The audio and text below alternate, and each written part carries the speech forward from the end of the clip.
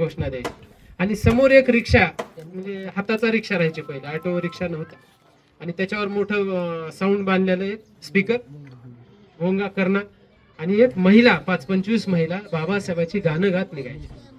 ते चित्र आज आपल्याला पाहायला मिळत नाही, तो उत्साह आज पाहायला मिळत नाही. कर्ण कर्कश डीजे या ठिकाणी झालेले आहे.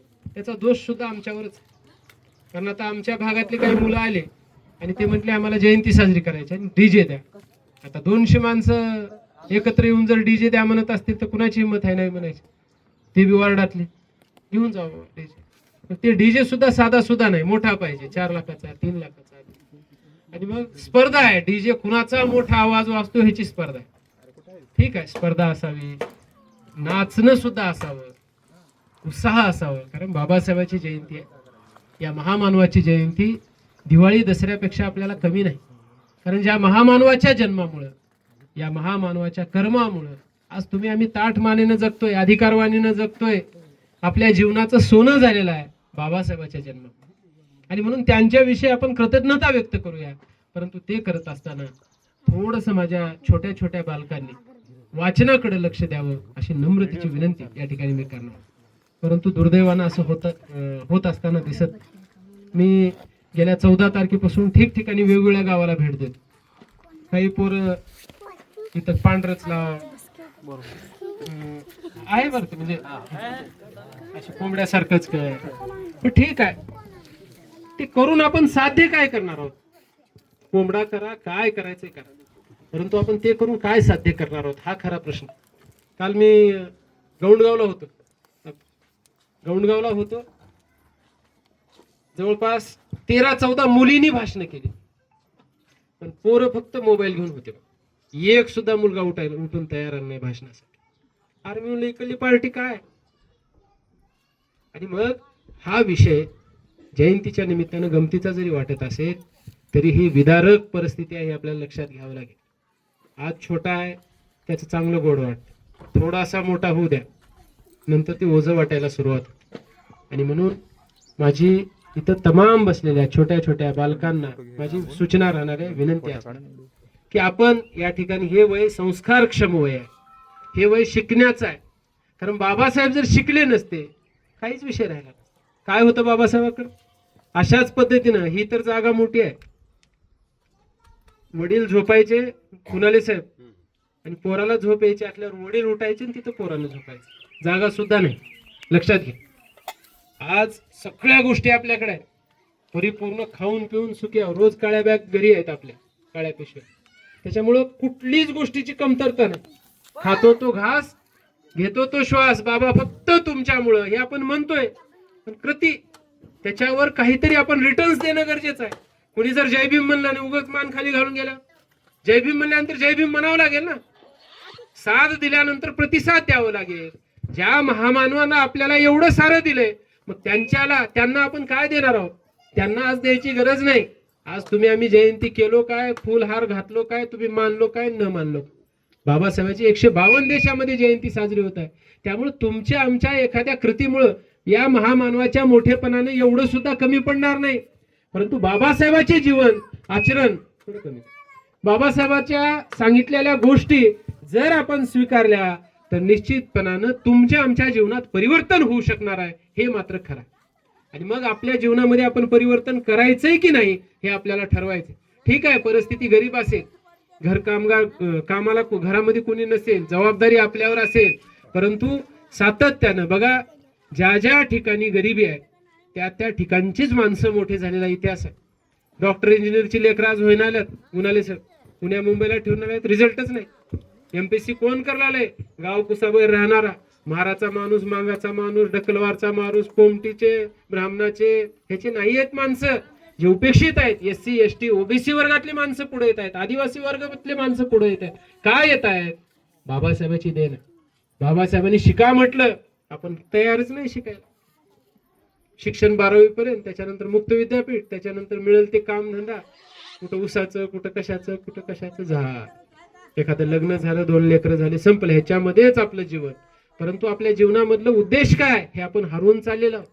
म्हणून माझी आपल्या सगळ्यांना विनंती आहे, आपण जर ठरवलं निश्चितपणाने इथला इतिहास बदलू शकतो. आज माय माऊली या ठिकाणी काबाड कष्ट करून, आपले सिनियर मंडळी, आपले आई वडील, भाऊ काबाड कष्ट करून आपल्याला शिकवतायत, तर शिकवण्याच्या अनुषंगाने आपण शिकलं पाहिजे.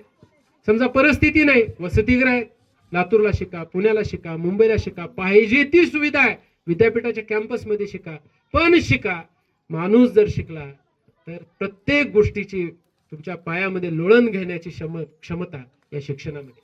शिक्षणामधून माणसाचं मस्तक या ठिकाणी ताठ होतं. आपल्या सगळ्या भावना ज्या आहेत त्या भावनेला किंमत येते, आपल्या बोलण्याला वजन प्राप्त होतं. नाहीतर जर शिक्षण नसेल, अडाणी माणूस असेल, कितीही ज्ञानाच्या गोष्टी सांगा, त्याच्या गोष्टी कोणीच ऐकत.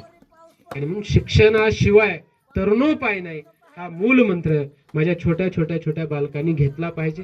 त्यांनी काय शिकत आहेत, ते काय करत आहेत, याच्याकडे गावातल्या चांगल्या माणसांनी, घरातल्या मोठ्या कर्त्याधर्त्यांनी लक्ष देणं गरजेचं. हीच जयंती आहे. जयंती म्हणजे काय दुसरं? फक्त हार घालणं, मेणबत्ती उदबत्ती पेटवणे म्हणजे जयंती नाही. त्यांनी सांगितलेल्या विचारावर आपण कुठपर्यंत चालतो ती जयंती. आज बाबासाहेब असते आणि बाबासाहेबांनी जर सांगितलं असतं, ऐकलं असतं का? बाबासाहेबाचा एक आदेश म्हणल्यावर लोक जीव दिले असते. अरे मग बाबासाहेबांनी सांगितलं ना शिका म्हणून, आपण काय शिकायला तयार नाही? मग आपण बाबासाहेबाला मानतो का? नाही, उगं मानल्यासारखं करतो. उगं बाबासाहेबाला जर मानायचं असेल तर बाबासाहेबांनी सांगितलेल्या गोष्टी आपल्याला ध्यानी मनी चित्ती घ्यावं लागेल, तरच तो बाबासाहेबाचा भीम अनुयायी. परंतु या गोष्टीकडे आपण सातत्यानं दुर्लक्ष करतो. सावली त्यानं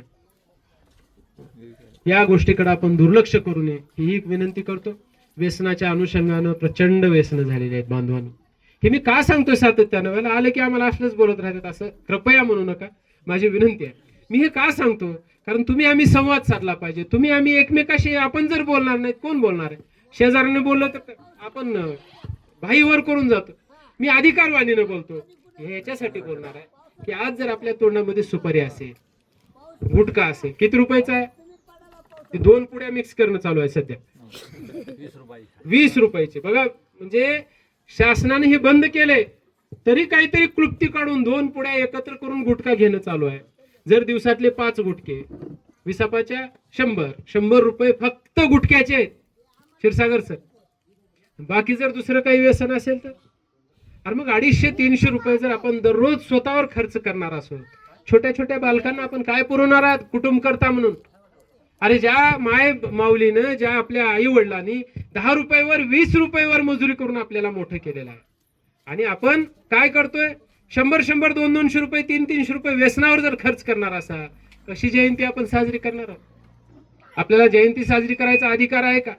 इकडं डीजे चालू असला की बाटल्या छोट्या छोट्या घेऊन आजचा दिवस आमचा म्हणणारी माणसं सुद्धा मी पाहिलेली आहेत.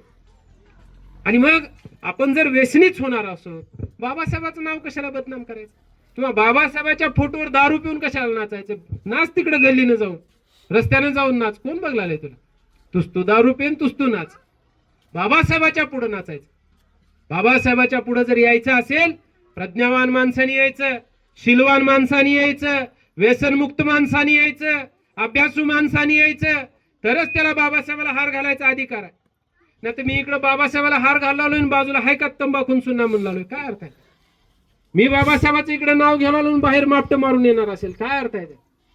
आणि म्हणून माझी आपल्या सगळ्यांना हात जोडून नम्रतेची कळकळीची विनंती आहे, आपल्यामध्ये कुठलं नसेल व्यसन, आपल्या मित्रामध्ये, आपल्या कुणा नातेवाईकामध्ये, आपल्या कुणा ग्रुप मधल्या कुणामध्ये असेल, आजच्या दिनी आपण शपथ खाऊया बाबासाहेबाची की मी बाबासाहेबाला मानणार आहे, मी खऱ्या अर्थानं भीमसैनिक आहे. आणि बाबासाहेब, मी आजच्या जयंतीनिमित्त मी तुमची शपथ घेऊन सांगतो की माझ्या अंगी असणारं व्यसन मी आजपासून दूर करतो.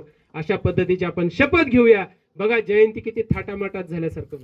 एक 4 माणसं, 2 माणसं, 8 माणसं जरी सुधारले तर खऱ्या अर्थानं हे जयंतीचं आपल्याला सार्थक होईल असं मानणाऱ्यापैकी मी कार्यकर्ता आहे. आणि म्हणून भविष्यामध्ये बघा, गरिबी अमिरी ही काय ठरलेली नाही. ज्या बाबासाहेबाचा जन्म उपेक्षित कुटुंबात झाला त्या बाबासाहेबाला आज 152 देशात जयंती. अरे शेजारी राम जय भीम आदाब करत नाही माणूसाला, एवढी माणसं आपण आहोत. परंतु बाबासाहेबांची जयंती 152 देशामध्ये होते. काय आहे कारण? काय कारण? समता प्रस्थापित करण्याचं महान काम बाबासाहेबांनी केलं. या भारतीय संविधानाच्या माध्यमातून हजारो वर्षापूर्वीपासूनची जी गुलामगिरी होती, ती गुलामगिरी या ठिकाणी नष्ट करण्याचं काम बाबासाहेबांनी संविधानाच्या माध्यमातून केलं. गाव कुसाबाहेर राहणाऱ्या एखाद्या माणसाला मताचा अधिकार देण्याचं काम बाबासाहेबांनी या ठिकाणी केलेलं आहे. टाटा, बिर्ला, अदानी, अंबानीनं सुद्धा जर बटन दाबलं एकच मत आहे, आणि माझ्या या झोपडीतल्या माझ्या बहिणीनं मतदान केले तर तिचं सुद्धा मत एक आहे. असं नाही की अदानीनं बटन दाबलं तर 1000 मत आहेत आणि आम्ही बटन दाबलं तर 1 मत आहे. अशा पद्धतीचं वातावरण नाही. आणि म्हणून या गोष्टी आपण जोपर्यंत शिकणार नाही तोपर्यंत आपण टिकणार नाही, हे सुद्धा या ठिकाणी लक्षात घ्यावं लागेल. परंतु दुर्दैवानं बाबासाहेबांनी जो आपल्याला मताचा अधिकार दिलाय तो मताचा अधिकार आपण विकतो. कितीला विकले मत कालच्या विधानसभेत? कितीला गेलं?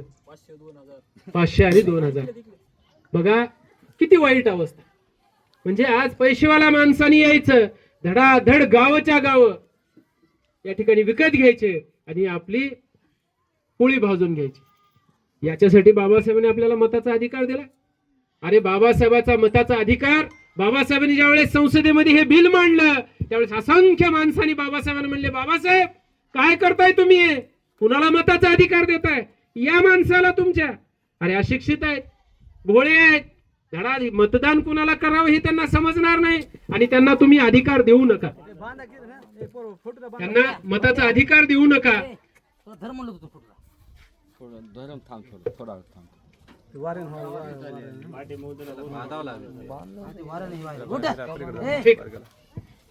त्यांना व्हिडिओ